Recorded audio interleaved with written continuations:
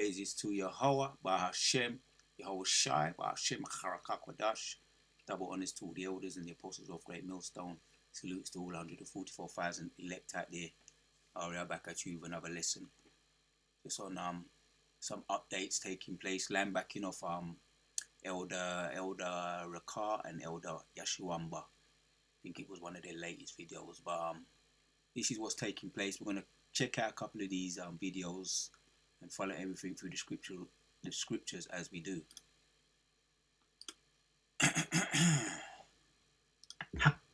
Has the Insurrection Act been used before? President Trump says he may invoke this rarely used 19th century law in Minneapolis, which allows presidents to deploy troops within the U.S. in certain situations, like in 1861, when President Abraham Lincoln invoked the Insurrection Act at the start of the Civil War, or when President John F. Kennedy invoked it 3 times to enforce desegregation at schools in Alabama and Mississippi. The last time it was used was in 1992, when President George H.W. Bush deployed troops during the Rodney King riots in LA. But in total, just 15 presidents have used the law since it was passed more than 200 years ago. Has the Insurrection Act been... Right, it hasn't been used since 1991, but this is what's talking. This is the talk of the town. What's talking right now, coming from Trump. Let's check out another video. The people that are causing the problem are professional agitators. They're insurrectionists. They're bad people. They should be in jail. Thank you.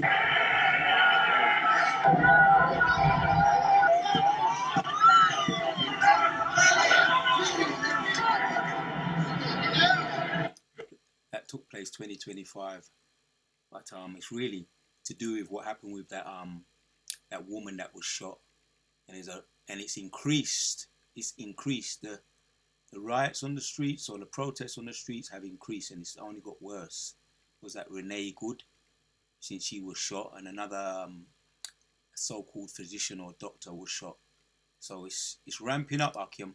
Some stunning news from President Trump today. He's talking now about invoking the 1807 Insurrection Act in Minnesota. He wrote on Truth Social, quote, "If the corrupt politicians of Minnesota don't obey the law and stop the professional agitators and insurrectionists from attacking the patriots of ICE who are only trying to do their job, I will institute the Insurrection Act," he wrote.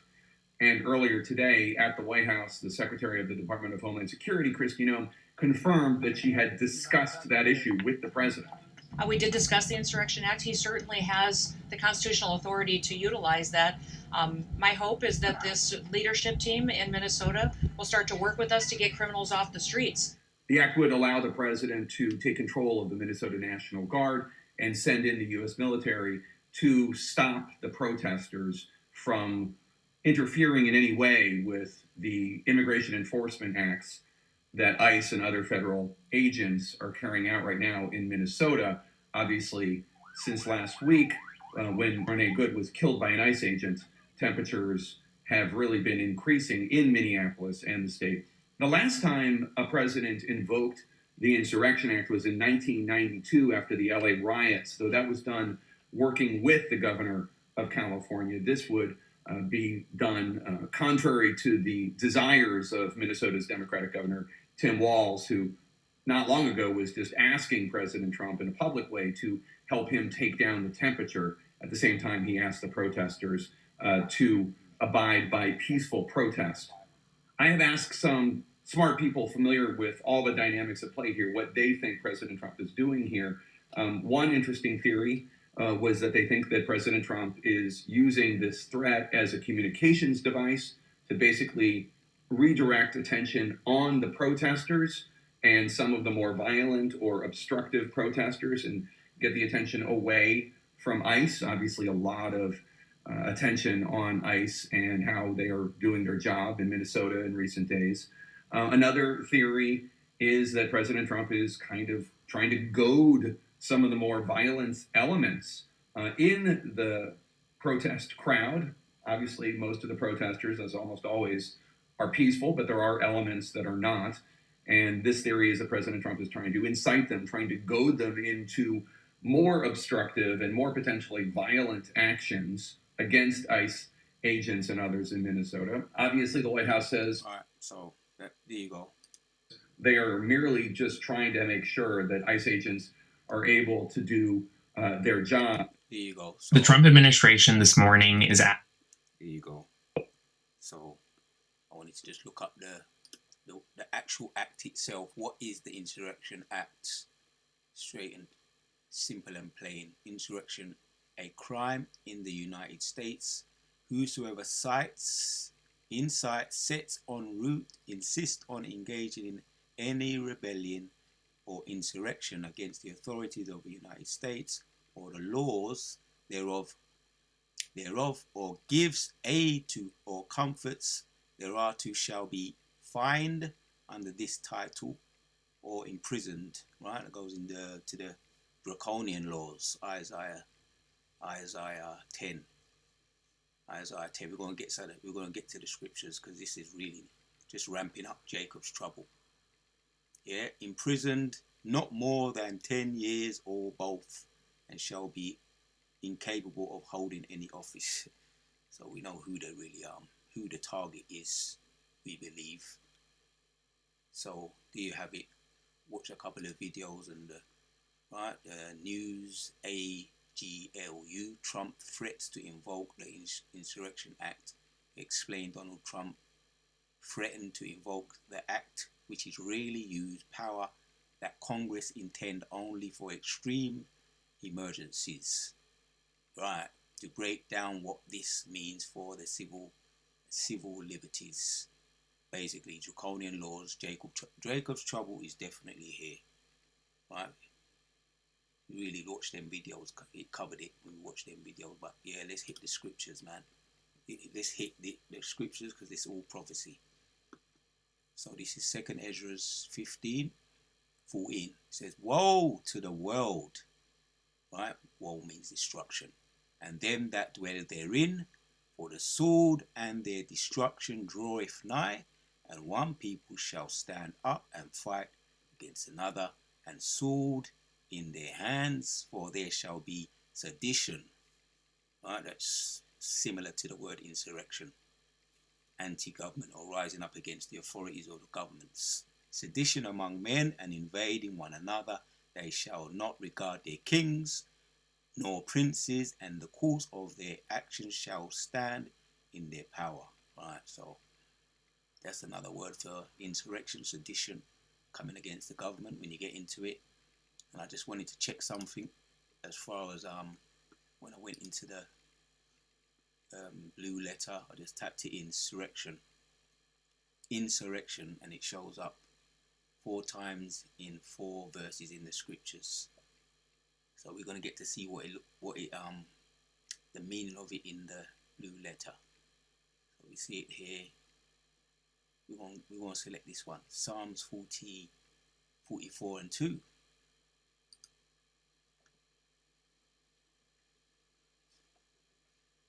The word insurrection.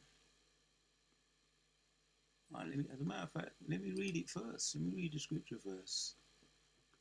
So, Psalms 44:2, "Hide me from the insurrection and the counsel of the wicked, from the insurrection of the workers of iniquity." It goes into their sacred council. So this sacred council, which is all their skull and bones, the sacred council, who are involved in that behind the scenes. One of the main ones is Skull and Bones, and you got the secret, the behind the scenes, like the Nurembergs, the Gattys, to name a few behind the scenes. And they have every year, or might be 2 or 3 years, every 3 years they have a secret council, which is how to get rid of the ultimately the elect, but the so-called black people. So that's why we asking, and this is why David asks that. As a matter of fact, let's go to it. Prayer for deliverance from the sacred enemies. So prayer, as from David. "Hear my voice, O Yehovah, in my prayer. Preserve my life from the fear of the enemy.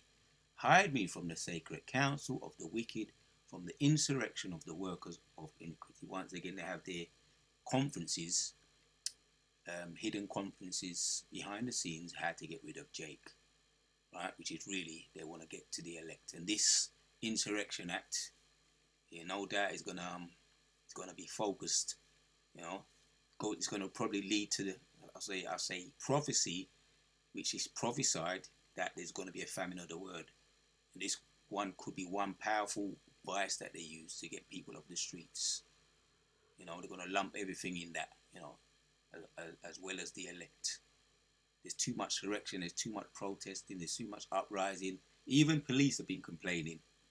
Chief police have even been complaining about they've been getting harassed because they're the wrong colour, and then they have to show their badges, which I've done a video on that last week. Eventually they show their badge and they say that they are police and that they get left alone, but there's no apology, no nothing. Anyway, let's look at the word. Insurrection, H7E285.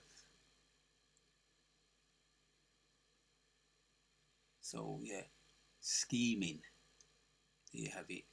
Scheming, a tumultuous crowd company insurrection. There was a couple of times, as we know, that this happened in the scriptures.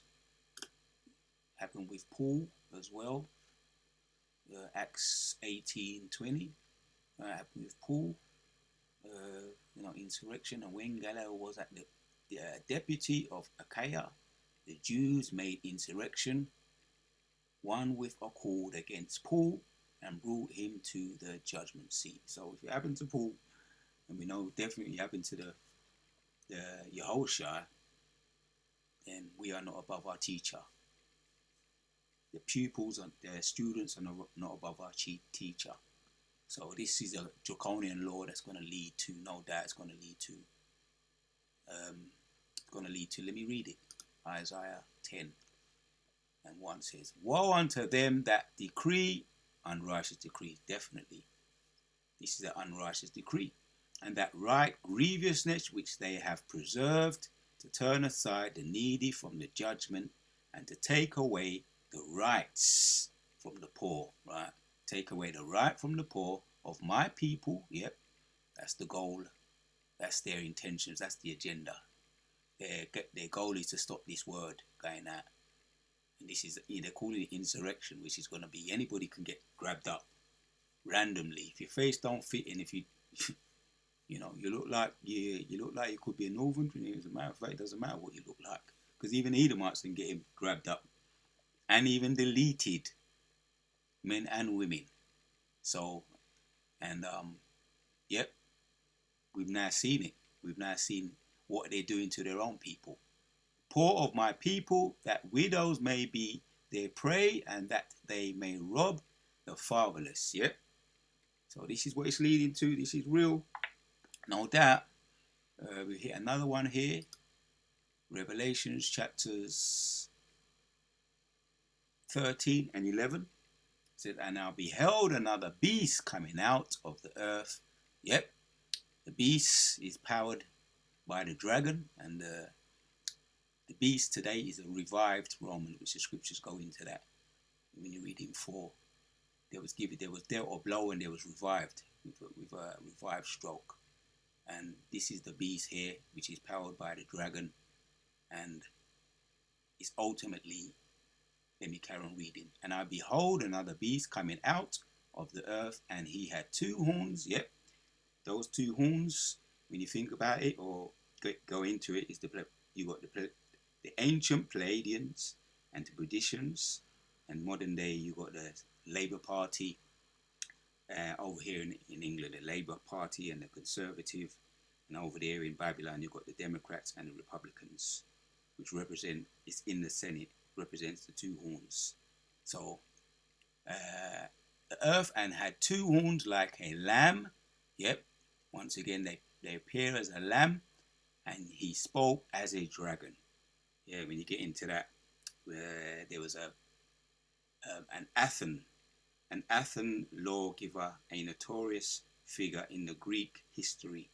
His name was Dracon, and he was known for ushering very harsh laws. Yep, and that's what we're looking at right now, right?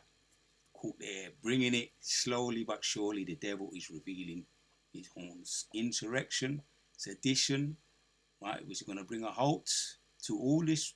They're going to attempt to. There's another precept that just come to my mind. When they come in like a flood, the Most High shall lift up a standard against him. So this is all what we're hearing about here. And we're going to end off. People are very concerned, as we know it. People are very concerned. Let's see, what's he got to say? Do you understand what the Insurrection Act is of 1807? Gives the president the legal... Yep, let me hear that again from the top. Folks in LA, do you understand what the Insurrection Act is of 1807? Also, LA also, and Minnesota and some other states as well. Gives the president the legal authority to deploy the U.S. military and to federalize the National Guard. You know, the last time that they've done it 30 times in U.S. history. But you know what the last time they did it? Was the Los Angeles riots during the... Okay, the last time Los Angeles riots, that was around riots. As a matter of fact, I'll come back to that. I want to find something out. When was the Los Angeles riots? When was the Los Angeles riots?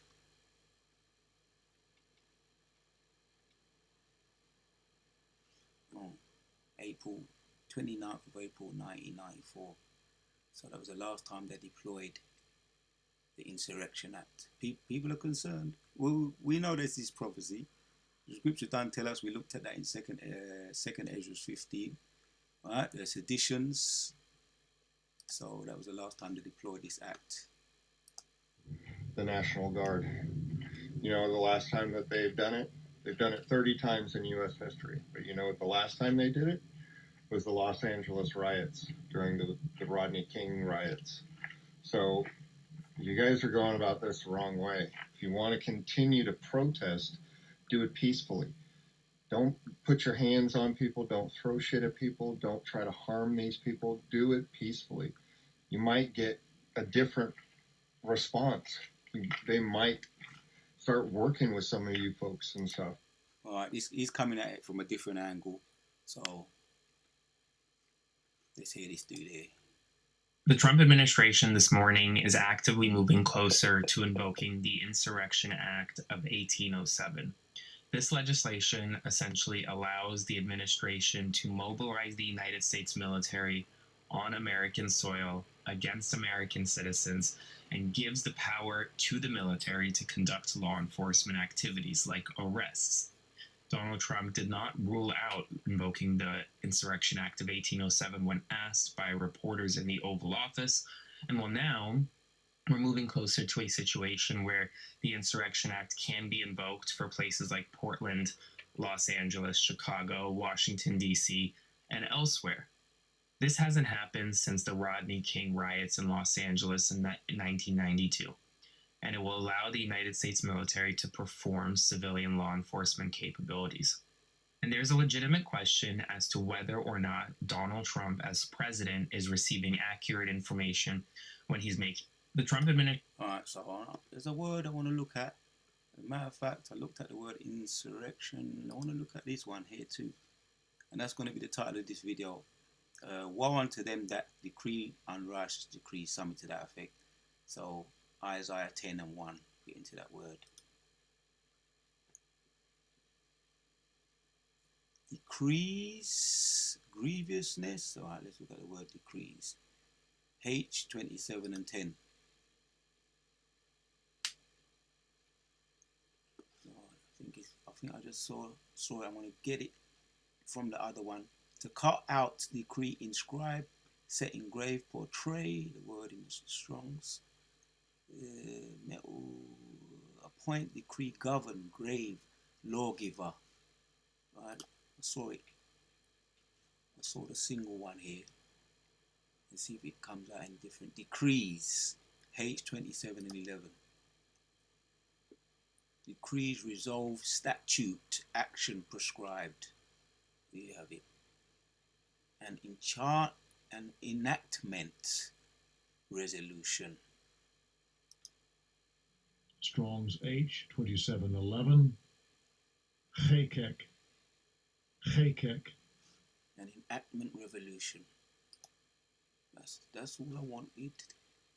And there's one more word here where we know what this means. The opposite to righteous, but we're going to look at it anyway. H205, unrighteous.